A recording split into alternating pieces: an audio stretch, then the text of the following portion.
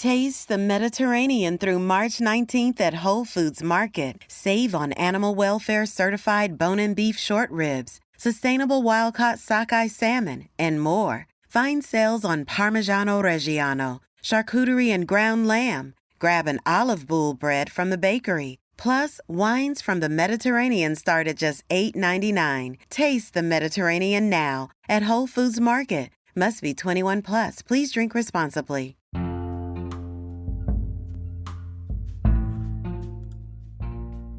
This podcast is made possible through donations from listeners like you and our partners at Tallman Equipment.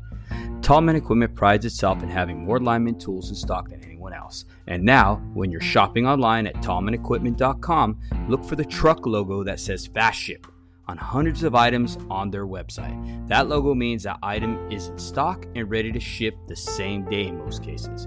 When it comes to getting the tools and equipment linemen need, trust Tallman. Line 11 Clothing Company, making apparel for our first responders with a positive message to patriots that you can be proud of. The proceeds of the cost goes to helping our foundation ignite the fire for father engagement. Give them a follow at Line 11 Clothing on Instagram. And finally, Monzingo Knives. Each knife is created with craftsmanship that only a tradesman could provide. Find them on Instagram at Monzingo Knives and get your American-made Monzingo knife today.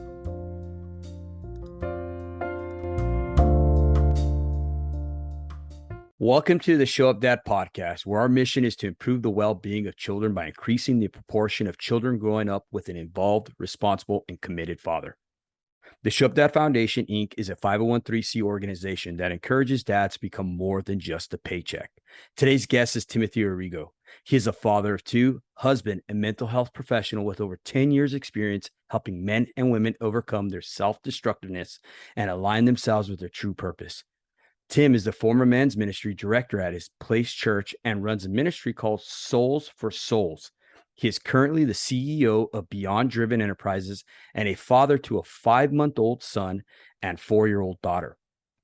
Through his own spiritual battles with vices and self-destruction, he discovered a passion to help others after giving his life to Jesus Christ. Welcome to the show, brother. Hey, thank you. Thank you for having me, bro.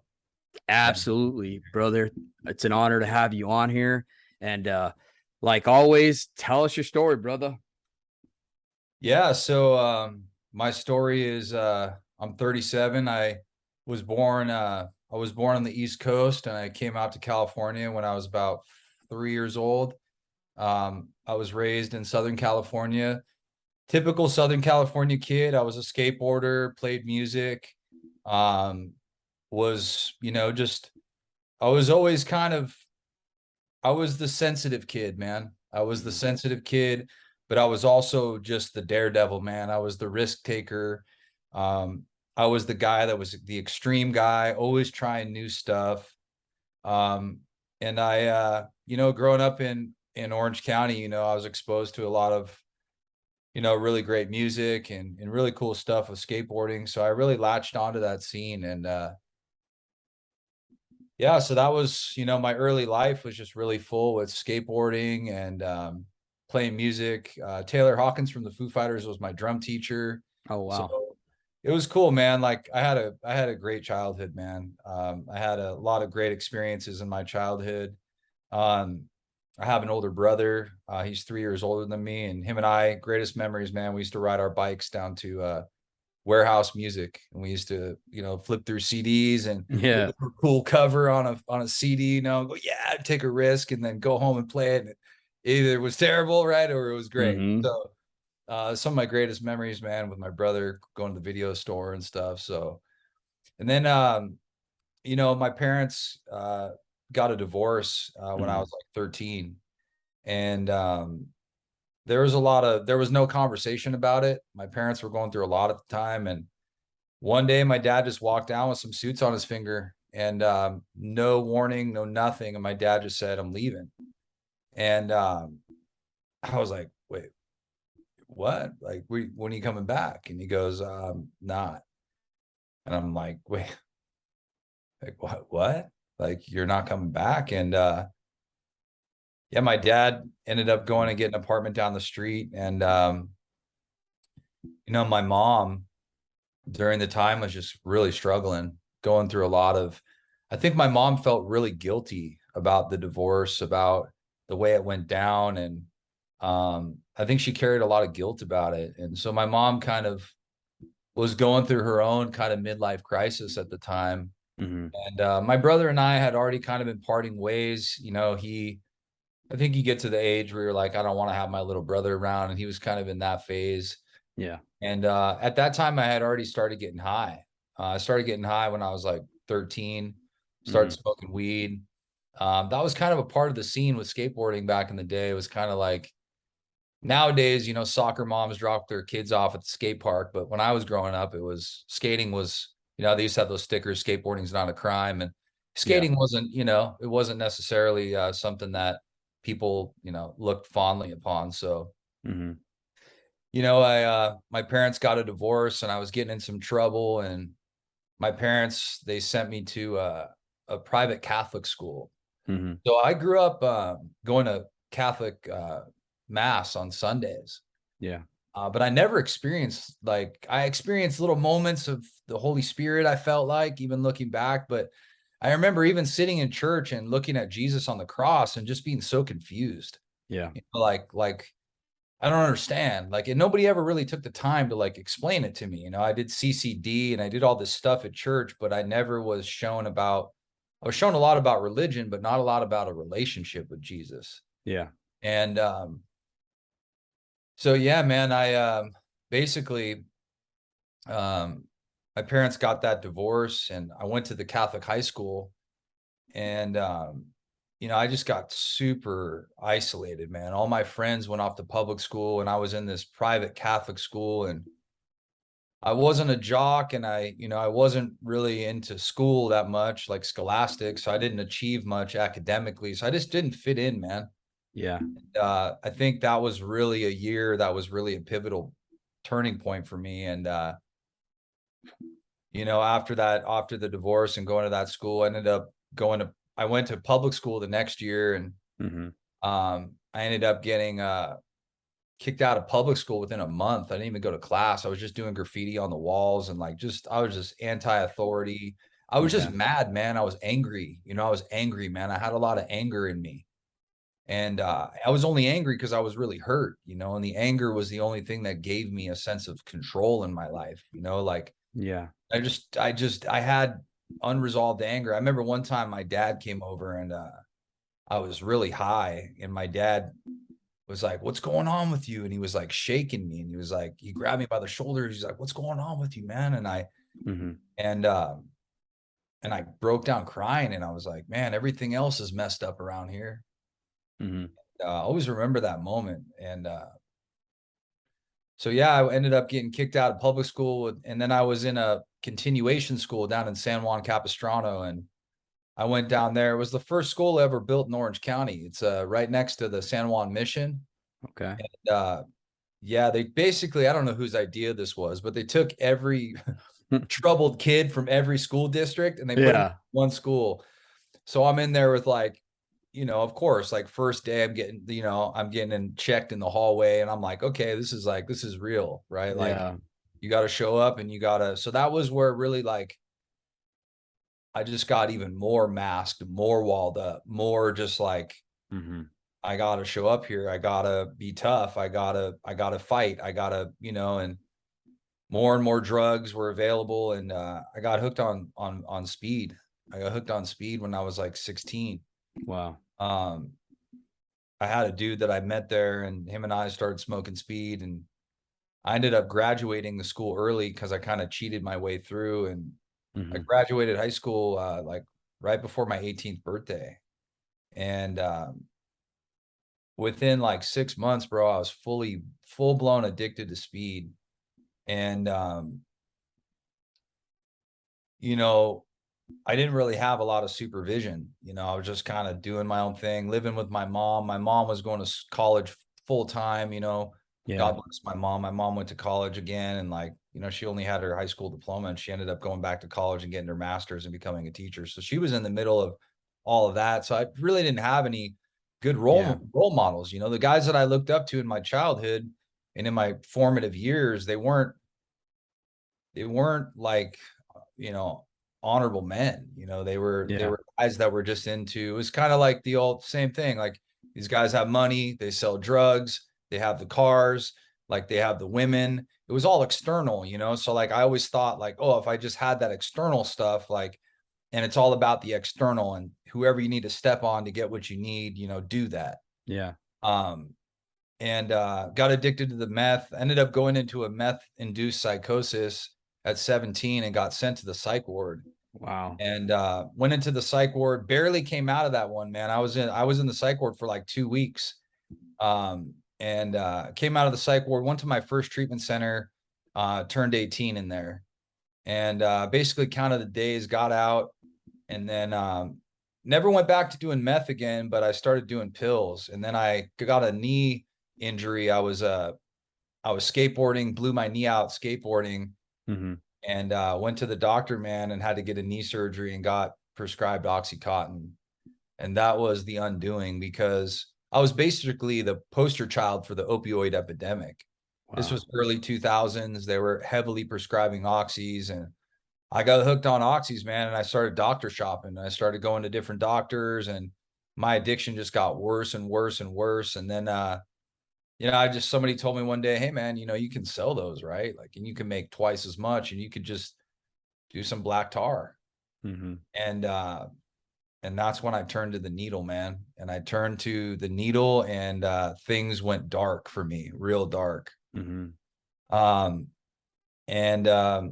Yeah, man, my life basically consisted of living in motels with literally a needle in my neck in the bathroom mirror. I had no direction, man. I had no purpose. And that was the thing that really killed me all those years, man, was like, I knew I was capable of so many great things, you know, but I didn't know how to access it. Yeah. You know, it's like, what can I do? Like, I know I can do something great, and I know God put these gifts in me, but I can't unlock them. That was such a frustration for me. It was like, how do I access what I have? And so, you know, man, I didn't really get a lot of options to go to treatment. I went to treatment once in an indigent facility up in LA. It's called Impact. Really great place, man. Great people, but I just wasn't ready, you know. And I was walking around the streets of Las Vegas, man, and ended up going to the dope man's place, and dude with one eye and a guy with one leg. And I'm literally in a freaking apartment building, in a Section 8 apartment, with a dude with one eye and one leg.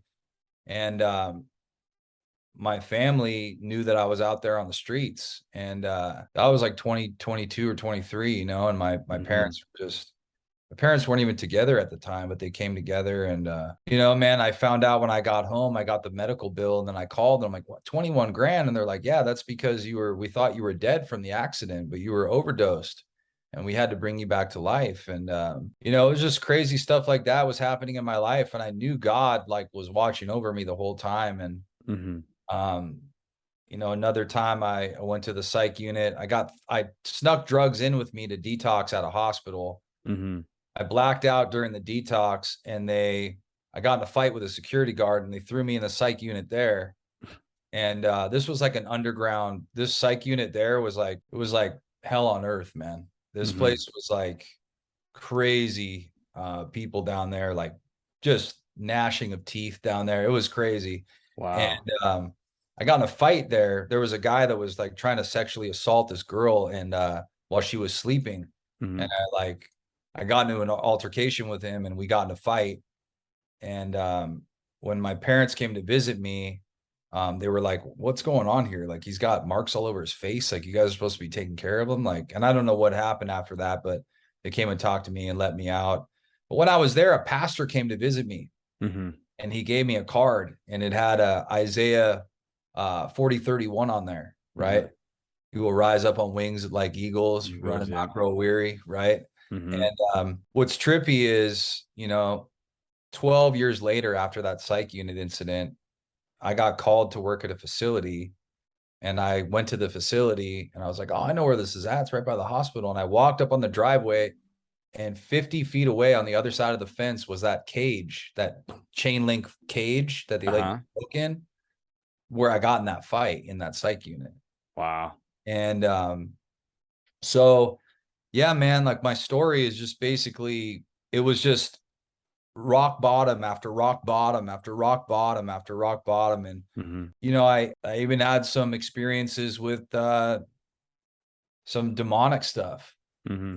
Like I had some experiences of just some dark stuff, man, dark people. Like, you know how when you're affiliating yourself with those kinds of people, it takes you to some dark places, places that most people would never even know exist, you know, when you're Oh just yeah. driving around your car every day. And then all of a sudden it's like, there's a whole nother underworld Yeah. of darkness and evil. And,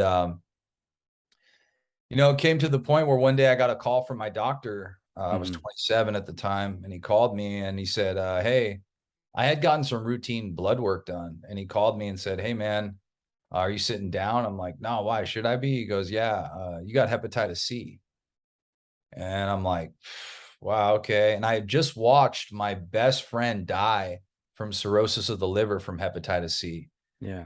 And I'm like, man, I'm like, and then at the time they didn't have all these new medications they have now, like Harvoni, and the Gilead studies weren't done yet. So all they had was interferon. Yeah. So I'm like, dang, I got to do interferon. And most people don't even finish the interferon because it makes you suicidal. It makes you so emaciated. Yep. It just kills you, bro. And so I'm one day I'm doing these interferon injections. And at the time I was on methadone and Xanax, and I'm just eating these methadone. And I'm like, dude, how screwed up are you, bro? Like you're doing this interferon, but you're still doing the issue that caused you to have to take this drug to begin with, this interferon. And it's like, how delusional are you, man? Yeah. And that's when I was staring through the crack in my door, Mm-hmm. and I had an out-of-body experience for like 3 seconds. Mm-hmm. I had like a white light experience. I came out of my body, and I came in back into my body, and I was like, whoa, was that my life? Mm-hmm. I heard a voice in my head, and I believe it was the Holy Spirit, Yeah. voice of God. And it said, this whole time you thought you were in control, but really you're just a slave. Wow. And it seems so cliche for some people, but Mm-hmm. this thought in my head, this voice in my head Mm-hmm. completely broke me, man. And because the whole time I thought I was in control, man. Like I thought I controlled everything. Mm-hmm. And I immediately sat up on my bed and I had like a panic attack. And I'm like, man, I'm like, I got to get off everything. So I walked to the hospital and I'm like, hey, can you guys detox me? And they're like, yeah, sure, no problem. You know, it's going to, a couple grand or whatever. I'm like, yeah, whatever. I'll just pay it later. So I fill out the paperwork and they're like, what drugs are you on? I go, oh, I'm on methadone. I'm on interferon. And they're like, oh, take the clipboard back. They're like, yeah, we don't detox anyone off methadone, number one. And number two, you're on interferon. Yeah, we highly discourage you from coming off anything while you're on interferon. Wow. So I basically decided to do it myself. Mm-hmm. So I went home, and as I was walking out, a guy followed me out, and he said, hey, man, man, this was a gift from God. He said, hey, man, we can't help you, but this guy can. And he Mm-hmm. gave me the number to a doctor out in Riverside. Mm-hmm. And so I got the doctor's, information, called him, went and saw him the next day, and he gave me some meds. And I went home to proceed to do this grassroots detox at my house off methadone and Xanax while I was on interferon. Mm-hmm. And it was the craziest experience of my life. Oh, I bet. Within 24 hours of the detox, I was completely delirious, disoriented, throwing up, tremors. And I was already so far into it within 24 hours that I literally like couldn't go back. I was like, if I take anything right, it's probably not even going to help. Yeah. Because it was so bad. I felt like there was a Doc Martin on my chest, just crushing my chest the entire time. And this went on for a week, no sleep, no food. I could barely drink water, and I was on the interferon. So I was literally every second of the day feeling like I was going to die. Mm-hmm. And I about a week into it, I was in my boxers, man, and it was like 3 a.m, and I hit my knees and I told God that he could take my life. Mm-hmm. And I just threw up my hands and I put my head on the ground and I said, have my life. Take my life. You can have it. You can do whatever you want with it. Mhm. And it's yours.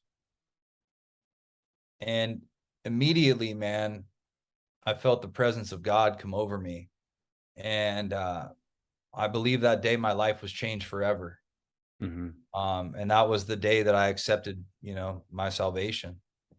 And, you know, ever since then, my life has been on the other side of that detox, something snapped in me because I had realized that I had overcome something that basically everybody told me was impossible. Yeah. Even I thought it was impossible. I literally did not think that it was possible for me to overcome that brutal withdrawal Mhm. all alone with just me and God in that room. And so after that, I just had a passion in me, man, because I was always, like I said, sensitive and empathic, intuitive, creative, and I Yeah. always cared about people, man. But sometimes like we care so much that we got to pretend like we don't care, Yeah. and that was kind of how I used to live my life. And it was great. Like I just immediately started using my gifts and started working in treatment. Uh, Mhm. and then I broke out of that environment, started working in mental health, and just realized like so many people are struggling, man. And once Mhm. you've overcome things in your life, you really realize that you can be an asset for other people. And it really Yeah. came from a really early on experience I had after that detox. I got my first job and I was working the graveyard shift. And there was a guy who was outside of the facility. And I walked into the facility that night and I said, I talked to the staff. I said, hey, what's up with that dude outside? And they're like, oh, that guy? F that dude.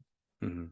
And I'm like, wait, what? And they're like, yeah, he's been out there all day. Like we tried to talk to him. He wants to leave. And I'm like, wait, okay, well, can I talk to him? They're like, Tim, come on, bro. You're wasting your energy, bro. And I'm like, Mhm. let me go talk to him. So I walked outside and I talked to him. And about an hour later, he was dragging his bags past the window. And they were like, bro, what'd you say to him? I'm like, honestly, I didn't really say anything profound, bro. I just related to him. And I just told him that I understood where he's at. Yeah. And, I came back the next day for work and he was waiting for me outside and he kind of had tears in his eyes. And he's like, hey, Tim, like, I just want to say thank you for what you did last night. And if it wasn't for you, I was going to leave. And, I walked into the office that night and I was just kind of staring at the wall and I was thinking to myself, like, man, like that felt really good to help Yeah. somebody else. And the thought that followed that thought was, I want to do that again. Yeah. And then the thought that followed that thought was, if you want to give more, you got to be more. Mm. I like that. And I realized that, so my whole personal development journey has been about being more so I could give more. Right? Mhm. It's like you got to be smarter, you got to be in better shape, you got to be communicate better. Like you got to know yourself more. You got to walk the fine line, man. Like you got to be more because you become an asset for other people, right? Like Mhm. you've overcome a lot of things in your life. You develop a unique set of skills, attributes, character virtues, insight, experience, and wisdom that you can then impart on other people. Mhm. And so really for me, man, like my whole journey in being beyond driven and the lifestyle that I live is really just all about service. It's Yeah. all really about like giving more, man. Like Mhm. because I found my purpose in service. I really found my purpose in um the ministries I've been a part of, the businesses that I've created that serve people. Um I just love watching the light turn on in people, man. I Yeah. just it's like my new addiction, man. It's like my new drug, like Mhm. watching people find their truth and Mhm. find the truth. And especially in their relationship with God and not only that, but just in their marriage, being a good husband, being a good father, being a leader, like walking the fine line because, being a rare man nowadays is rare, Yeah. and I just it's been a great journey, man, and God has been with me the whole way. And Mhm. I'm blessed, like yeah, that's pretty much where I'm at now. Yeah. It's good to see how far you've come, Timothy, and I thank you for sharing your story. I mean, That was crazy. I know there's probably a lot more into it. You could get Oh more into yeah. depth and everything, but Oh yeah, there's a lot more story there inside that story for sure. yeah, definitely. But I think it's amazing how far you've come, dude, and just the steps you've taken to be better for other people. You know what I mean? I like what you said about being more so you can give more. Yeah. You know what I mean? And I think that's where the world is now. I think a lot of times people are just so narrow minded to where they just want to hold on to everything. They don't want to share anything. They don't want to share knowledge. They don't want to share help. They don't want to share anything. You know what I mean? And their world literally gets smaller and smaller and smaller.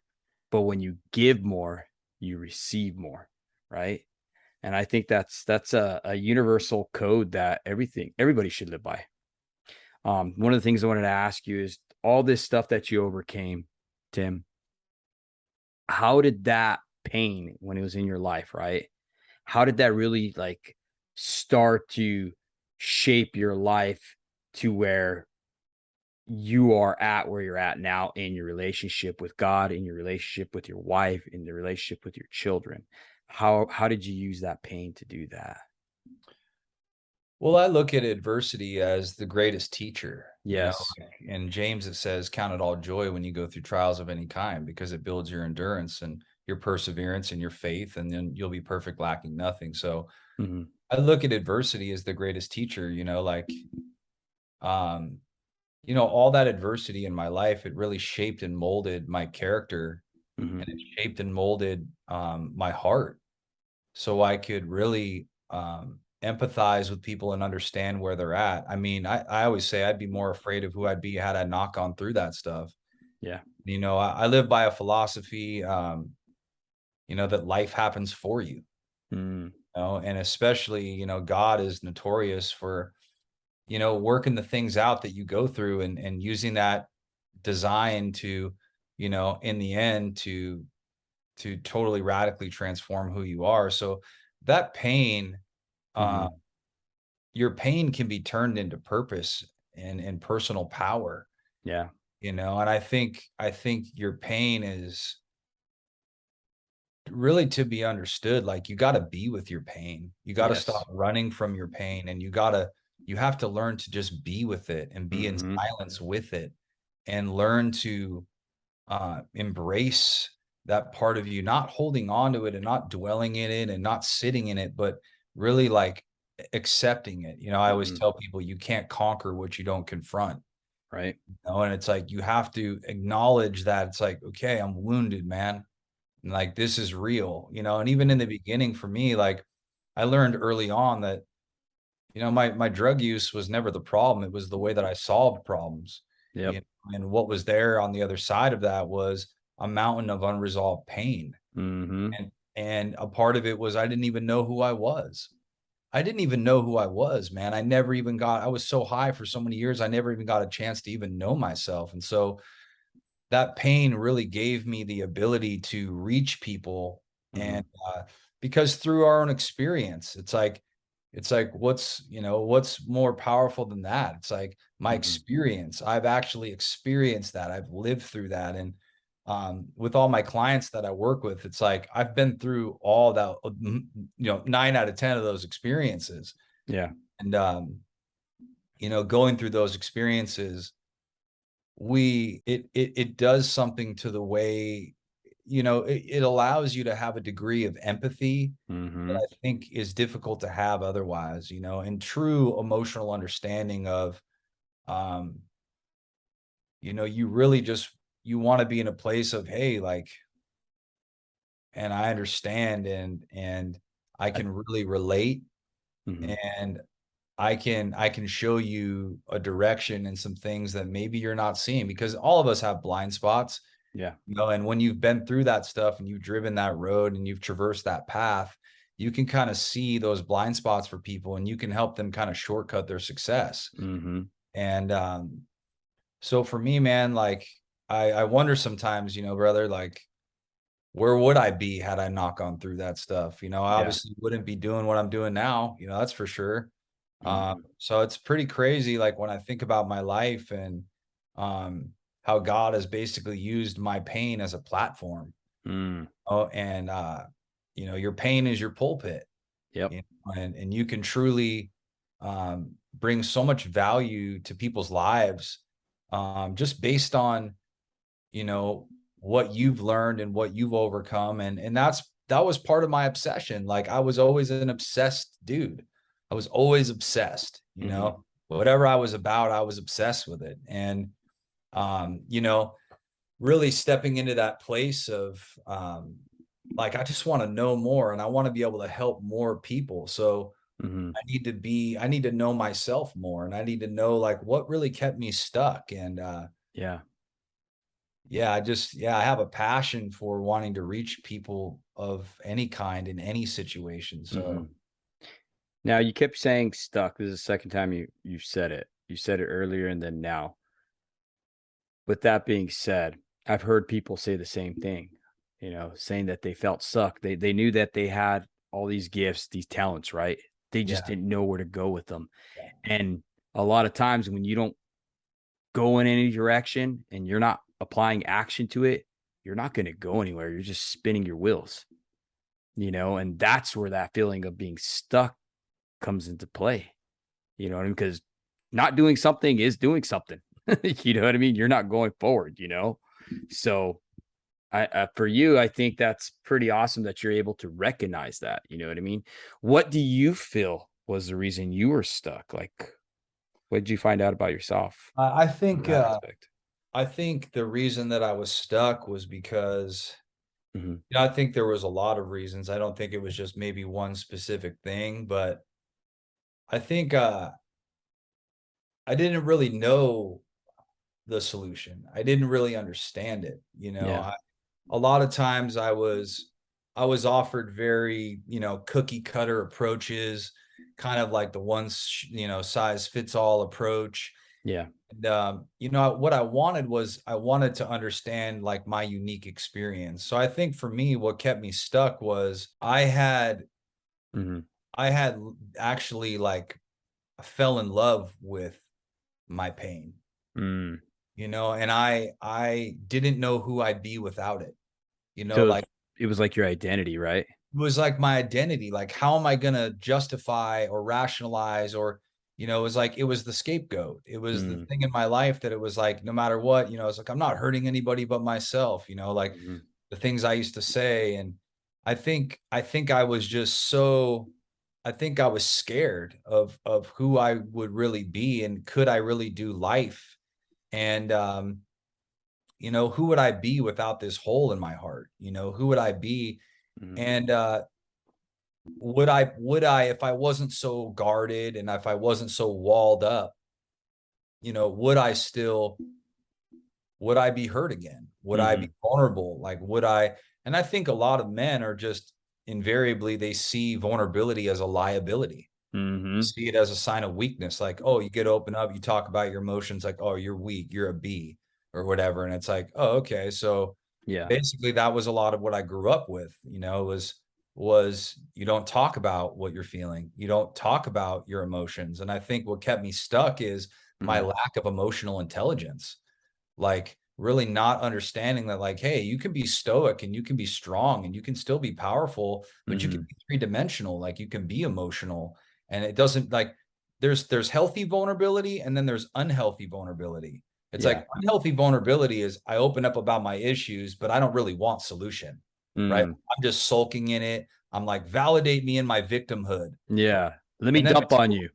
yeah, like, let me emotionally dump on you, right? And then there's healthy vulnerability. Like, I'm opening up about what's going on with me, Hmm. but I'm doing it from a place of, like, brother, this is not easy for me. And, like, I gotta get this off my chest though. And this is hard. This is probably one of the hardest things I've ever done. And I'm feeling really ashamed and embarrassed, and I feel weak and I'm afraid. And it's like, there's power in that, because if I'm feeling shame about something, right? Hmm. And I get open with you about it, if I get vulnerable, right? Because vulnerability is the true portal to healing. I can't get better if I don't reveal what's going on with me. Exactly. So if I'm shameful about something Mhm. and I open up about it with you, and you give me empathy, right?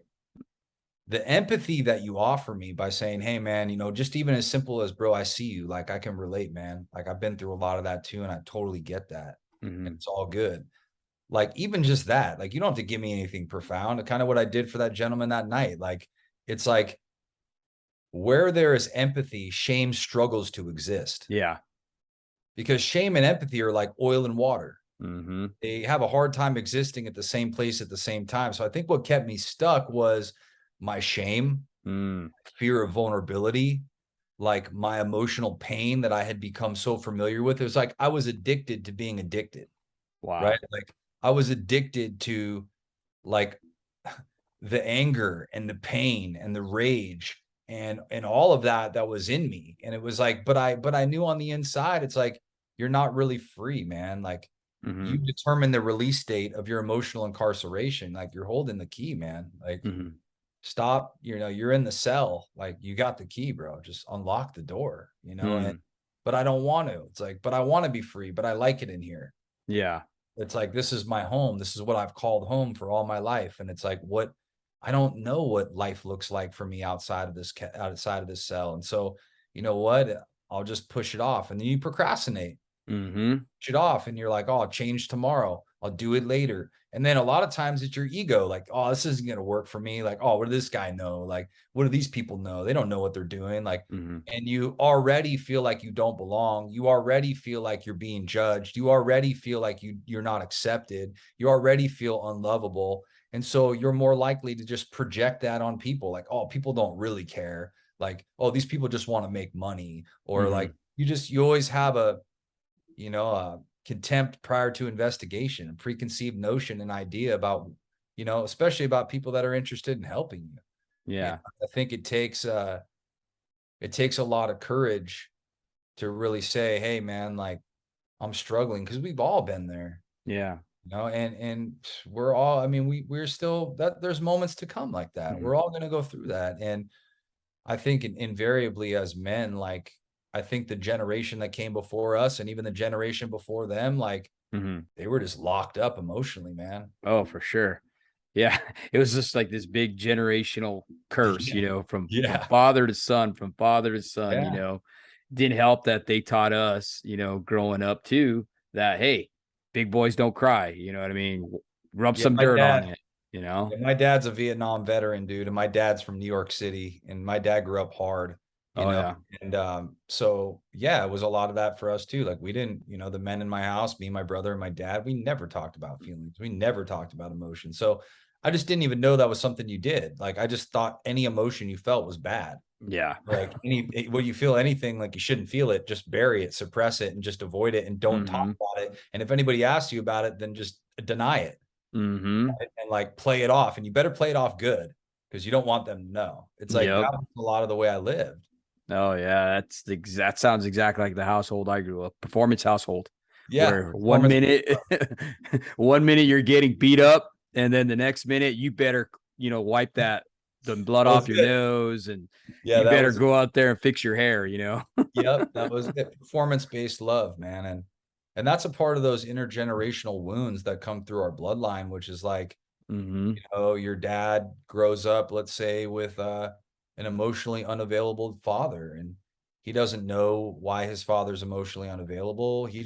Kids make everything about them. So your dad thinks that he's not good enough, Mm-hmm. and he thinks that he's inadequate and unlovable. And then your dad tries to go out into the world and prove that he's worthy. And so he chases success, or he chases these things. And then he has a kid, you, and his son, and you don't know why your dad does that. So invariably you just believe the same thing your dad believed, which is, oh, I'm not good enough. I must be not that important. If he doesn't want to spend time with me or connect with me, that Mm-hmm. must be the reason. And we have these misperceptions about why people act the way they do, especially when we're young, man. And a lot of times we carry that into our adult life, and we don't want to talk about it. It's like, I don't want to blame my childhood. It's like, bro, no one's blaming your childhood. Like, it's not called excuses. It's called reasons, man. It's cause and effect. It's like, Mm-hmm. if you see a tree in your backyard that's, withering and dying, aren't you going to look at the soil? Like, aren't you going to look at the conditions? Aren't you going to look at how it was grown, and maybe like something happened? Or if you have a dog, a pit bull that you get from the shelter, and Mm-hmm. if you have a barbecue with your buddies and you're out there flipping burgers, and someone goes to pet your dog, and the dog goes to almost bite the guy, and he pulls his hand back and goes, whoa, what's up with your dog? All you would need to do is say, he's a rescue. And people would automatically attribute the way the dog just reacted to the way the dog was raised or experiences that happened in the dog's life prior to, you getting the dog. And so Yeah. a lot of times as human beings, like we discount what we've been through as having any effect on us. Mm, And we don't want to talk about those things. We don't want to look, especially for men, man, there's still this stigma, like we don't want to look weak. yeah. And it's like, is that really weakness though? Because I know for me, it was really hard. Hmm. So I think that's true strength that is exhibited in those moments. I can't agree with you more. I mean, definitely takes a strong man to stand up and be like, hey, dude, I was wrong. This is what I'm dealing with. I need help. Right. And I think more men need to stand up and say that. And I'm starting to see it. That's the good thing, though, Tim, is more and more, the more people I talk to, the more people are starting to get having this emotional intelligence. Right. I had a past guest, Phil Johnson, come on, and great speaker.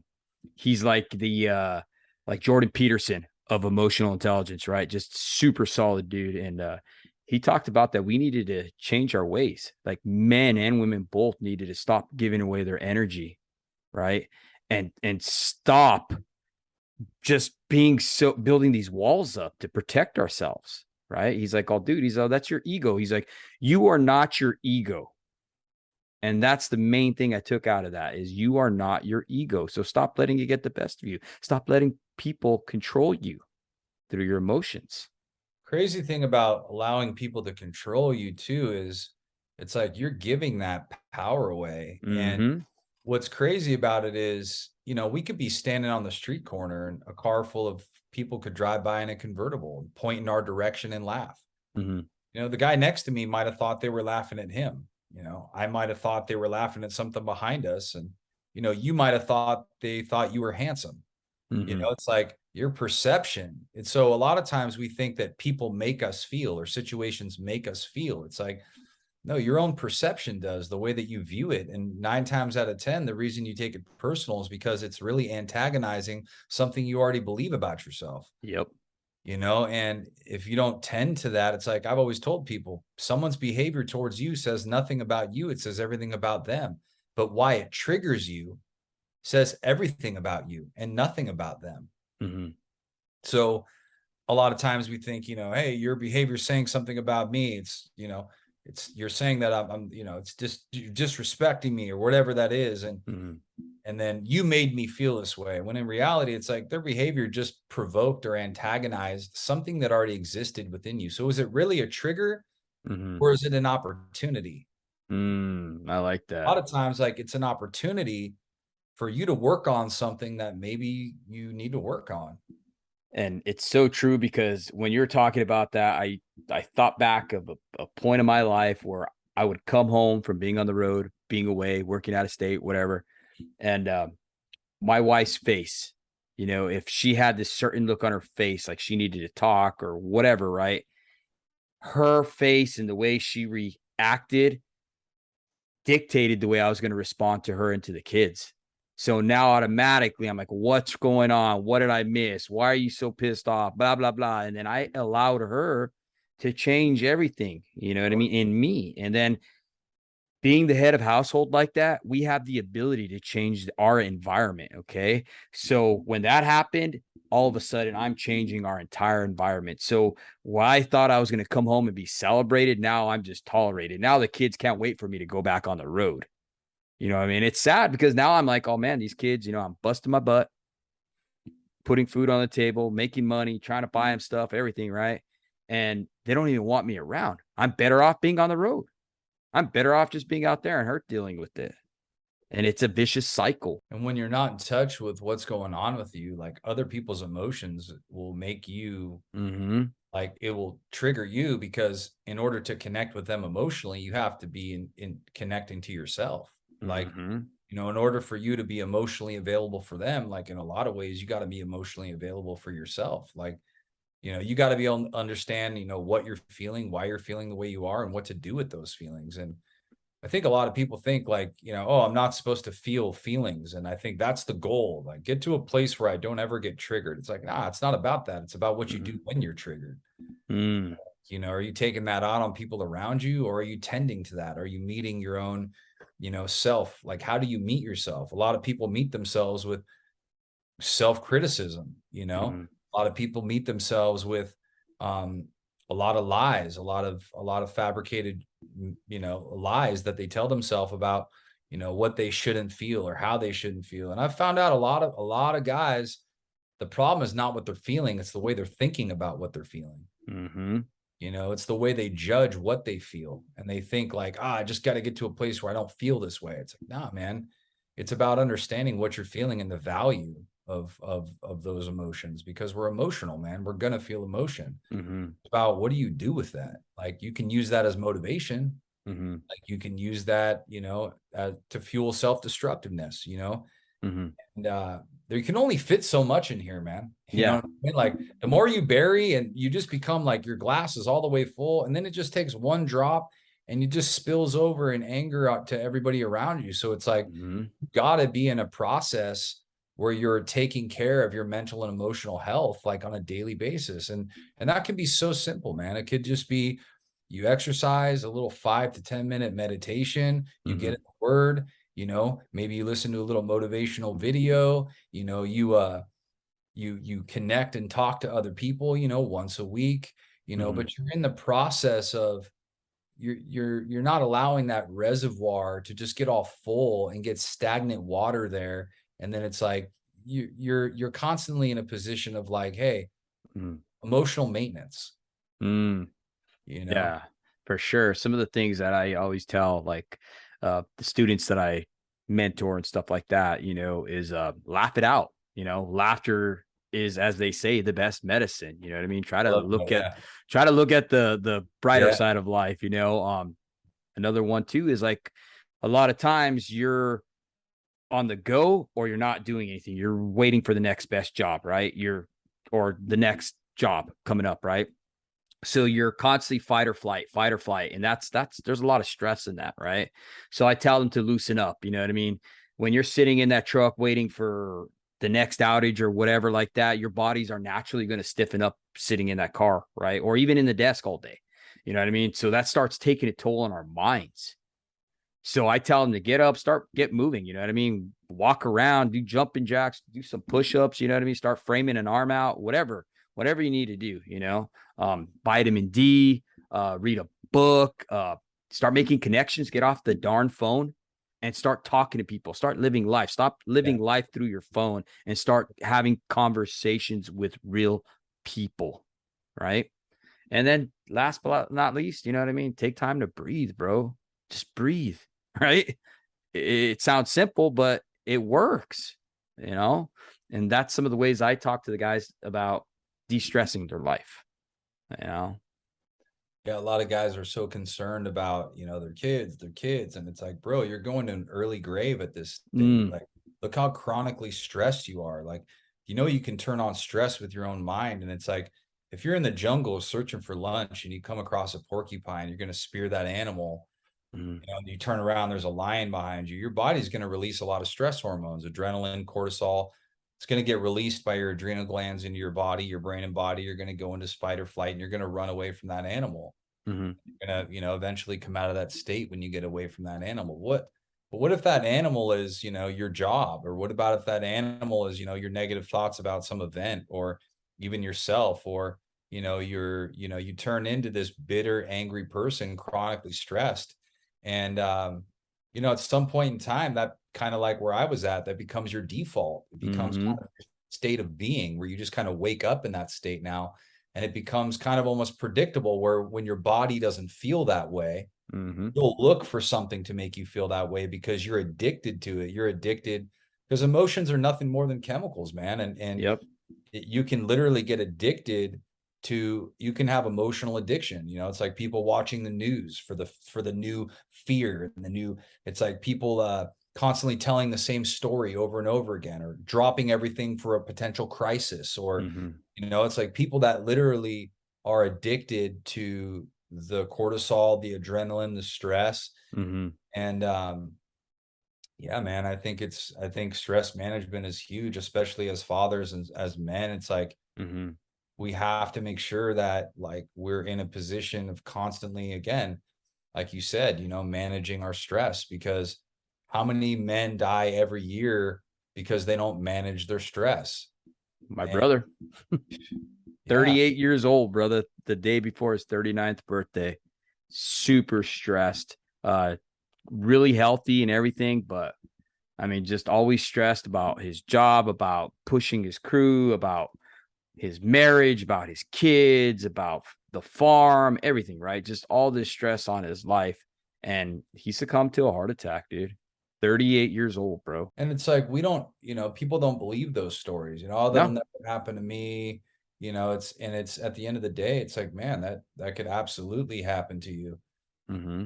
And what I loved about what you said is it's like these little practices. And sometimes like we're just so used to moving through life and not, building a daily, self-care practice. Yeah.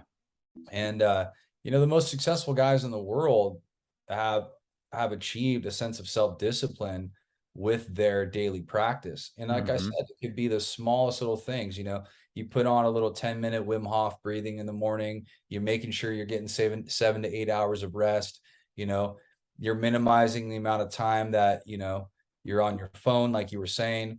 It's the state of mind that you're in. And how do you manage that when you come home? Mm. Like, are you, because here's the thing, like kids, like I said before, kids make everything about them, Yes, they do. right? Like if my dad's an alcoholic and he hates his job and he hates his marriage with my mom, and he comes home from work and he's just angry, and he displaces his anger out on me, like a guy who kicks his dog who hates his job, and let's just say he takes his anger out on me, my perception of that as a young boy is that it's because of me. Yep. And it's like, we're responsible for we are the template. We are the template for our children. So what, they're going to watch through observational learning, right? Mm-hmm. How does my dad regulate? Oh, he doesn't. Or my dad regulates with Coors Light. Mm-hmm. Oh, my dad regulates with porn. Oh, my dad regulates by yelling at my mom. Oh, Mm-hmm. my dad regulates, by going to the bar with his buddies. Like, oh, my dad like, how does your dad, how do you regulate your emotions? Because our real job is to get on one knee and look our kids in the eye and say, hey, and help them understand what they're feeling. It's like, hey, son, look at me. Mm-hmm. You're feeling anxious. It's like, hey, I feel like that too sometimes. What you're feeling is called anxiety. And it's like, hey, that's okay. Like, come get in the truck with me and let's go for a ride really quick. Mm-hmm. I want to talk to you about anxiety and what I do to help manage my anxiety. That changes a kid's life, man. Yeah. Like, and then a kid learns like, oh wow, I just do this quick little like 3 breath thing that my dad taught me. Or Mm-hmm. like when I'm anxious, I'm not afraid that I'm anxious. I Mm-hmm. don't judge my anxiety. I just realize, hey, like I'm just anxious. That's okay, but it's not going to stop me from playing this game. It's not going to stop me from raising my hand. It's not going to stop me from going in front of the class right now for this book report. It's like Mm-hmm. they learn to not be afraid of what they're feeling. And there is a generation of men that are Yes. terrified of what they feel. And they're so scared of what they feel that they'll do anything and everything to numb it, run away from it, deny it, evade it, suppress it, right? And so it all starts with like, if we want to break the cycle with our kids, the Mm-hmm. best way to do that is to really develop that emotional intelligence, Mm-hmm. because that is key to like, what kind of legacy are you going to leave, Yeah. No, man, I like what you said about getting on your knee and just talking to your son and not shaming him. Yeah. Because I mean, if you're telling him, hey, you shouldn't be feeling anxious. No, that's Yeah. wrong. I mean, gosh, man, look how much damage you're gonna have to put out the fire in that situation that you just created, right? When it could have just been addressed simply by saying, hey, man, I got you. I felt like that too. And explaining the why. Um, I tell fathers now, and I tell even other linemen that are out there and apprentices, you got to explain the why. A lot of times when we're training people or whatever, they're going to ask why. And if you can't give them that why, they're not going to buy into it. Right. It's not no longer because I said so. It's like, dude, just take that little extra time and explain to them, okay, well, the reason behind this, the reason why this is happening, the reason why you need to do this, and then they'll buy into it. They'll be like, oh, okay, makes Yep. sense. You know what I mean? And it's Yep. just little things you got to just do, stop being lazy, Powerful, man, because so many times it's like, a lot of dads just, why are you anxious? Oh, Mm-hmm. you shouldn't be anxious, or, stop. Like, you should be positive, or, and then the kid's developing a relationship with his emotions as basically that there's a scary place in me that I don't have the tools or resources to deal with it. Mm-hmm. I subconsciously believe that I can't deal with it. And so that's where drugs come into the picture. That's where other addictive and compulsive behaviors and self-destructiveness come into the picture, where those things become a solution. They become an outlet. They become a way to cope. Mm. And I think, as I loved what you said, and I totally agree, as I think as men are waking up to this, Mm-hmm. I think we're realizing like, oh, okay, I can be multidimensional. Mm. Like I don't have to be one guy, one dimensional man who is the same at work that he is at home, that he is with his marriage, that he is. It's like, no, man, I'm multidimensional. Like I'm not going to be the same guy at work that I am at home with my kids. And that's okay. Like I don't have to be emotional with these guys on the job. Like I can be emotional with my family. I can be vulnerable with my wife. I Mm-hmm. can tell my wife, like a lot of guys' wives don't even know about their childhood trauma. It's Yeah. like, his wife doesn't know that he was sexually abused. It's Mm-hmm. like they have all these intimacy issues. Wife has no idea, and it's like they're having all this conflict. Mm-hmm. He's getting all triggered when they get intimate. And it's like, okay, well, the wife has no idea. And, Mm. and it's like so important that we know and understand, like in relationships, where we've both been. Yep. Because it's like, oh, well, now I'm understanding what's triggering you. And I'm understanding like to be more sensitive in that area. And when you do get triggered, like I can tend to that because I know and understand why this is happening with you. And a really powerful exercise I used to do with men back in the day is I Mm-hmm. still do it is I used to do like a threefold on a card, or I do Mm-hmm. it on a whiteboard.